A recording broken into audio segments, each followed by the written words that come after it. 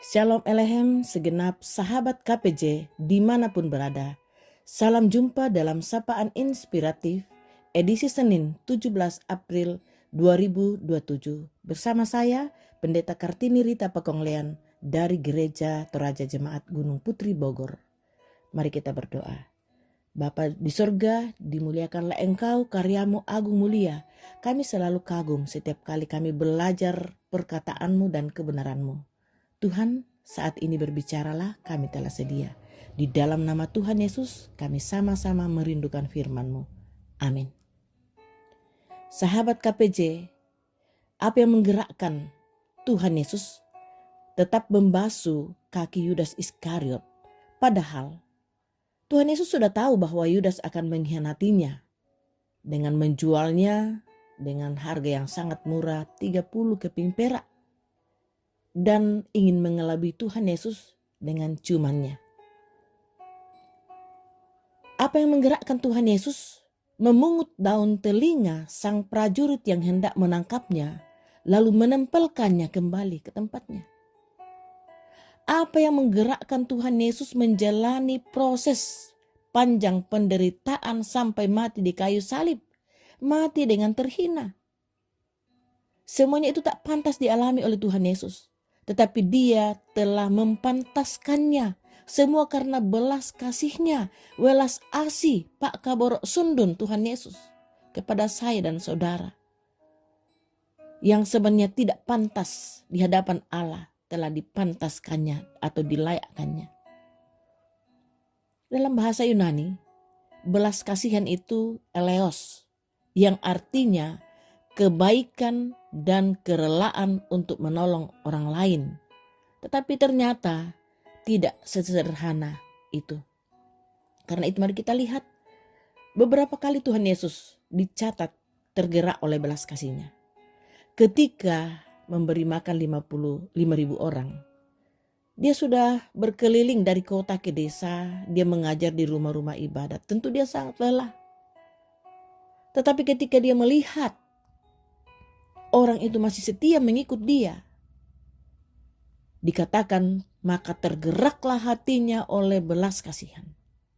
Lalu meminta murid-muridnya, kamu harus memberi mereka makan. Begitu juga dalam Matius 15. Di situ dikatakan, hatiku tergerak oleh belas kasihan kepada orang banyak itu. Sudah 3 hari mereka mengikut aku dan mereka tidak mempunyai makanan lagi. Aku tidak mau menyuruh mereka pulang dengan lapar. Nanti mereka pingsan di jalan. Begitu pedulinya, begitu care Tuhan Yesus terhadap manusia. Di saat ada 2 orang buta berteriak-teriak. Orang itu buta matanya tapi hatinya melihat. Dia mengatakan, Yesus anak Daud, kasihanilah kami. Yesus peduli dan bertanya, apa yang kamu mau aku perbuat kepadamu? Mereka menjawab, Tuhan, supaya kami dapat melihat. Saat itu tergeraklah hati Yesus oleh belas kasihnya. Lalu ia menjamah mereka dan seketika juga mata kedua orang itu melihat. Matius 20. Ketika Tuhan Yesus berjumpa dengan arakan orang-orang yang sedang mengusung jenazah di kota Nain. Anak itu seorang pemuda, anak seorang janda. Janda itu tidak punya harapan lagi. Dalam konteksnya pada saat itu. Dicatat dalam Lukas 7. Tuhan Yesus mendekati mereka. Mendekati orang-orang yang sedang menangis. Mendekati janda yang hilang pengharapan itu. Dan Tuhan Yesus digerakkan oleh belas kasihnya. Dan memerintahkan bangunlah. Dan pemuda itu pun bangun. Tentu janda itu sangat berbahagia dan sangat senang sekali. Mencermati apa yang dilakukan oleh Tuhan Yesus. Ternyata welas asih atau belas kasihan itu bukan hanya sekedar kebaikan dan kerelaan menolong orang lain.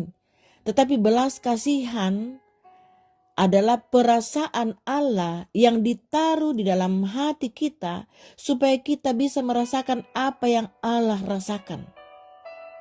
Atau dengan kata lain, meyakinkan kita bahwa apa yang kita alami, apa yang kita rasakan itu dirasakan oleh Allah dan Allah turut merasakan apa yang kita rasakan. Atau Tuhan Yesus mengatakan seperti ini, kekristenan itu bukanlah hanya sekedar sebuah agama, tetapi kekristenan adalah suatu relasi atau hubungan yang sangat-sangat dan begitu-begitu dekat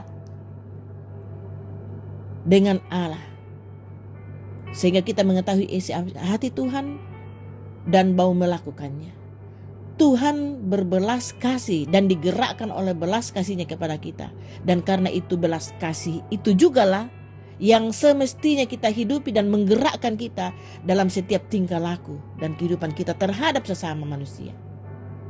Sahabat KPJ yang berbahagia, belas kasih Yesus itu jugalah yang dihidupi oleh sang misionaris Anthony Aris van der Loostreek, memberi diri di usia 29 tahun, diutus oleh GZB di Belanda bersama dengan sang istri yang baru dinikahinya pada 7 Agustus 1913 bernama Alida Petronella Zizo.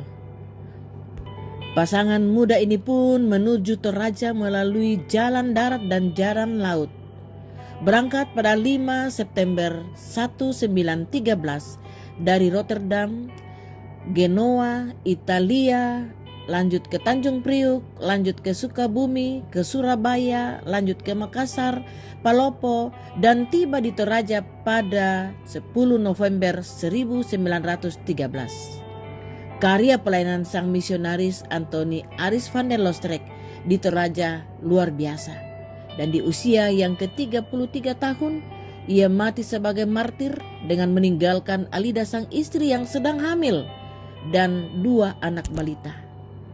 Ia memberi diri, hidup dan keluarganya karena digerakkan oleh belas kasihan Yesus menjangkau kita orang Toraja untuk mendengarkan dan menerima kabar keselamatan di dalam Yesus Kristus. Demikian juga Hudson Taylor adalah penginjil pertama yang masuk ke Cina. Dia sangat mengasihi Cina dan menghabiskan hidupnya sampai ia meninggal di sana.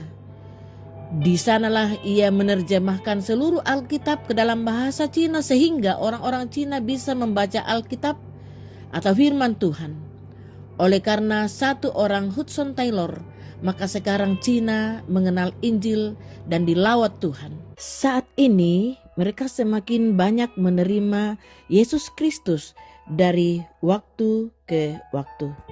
Allah melawat Cina dengan luar biasa. Dan itu dimulai dari satu orang yang digerakkan oleh belas kasih Tuhan untuk menguatkan, melawat, dan mengubah dan membawa kabar keselamatan bagi saudara-saudara kita di Cina. Saudara-saudaraku, apakah belas kasih Yesus sudah menggerakkanmu?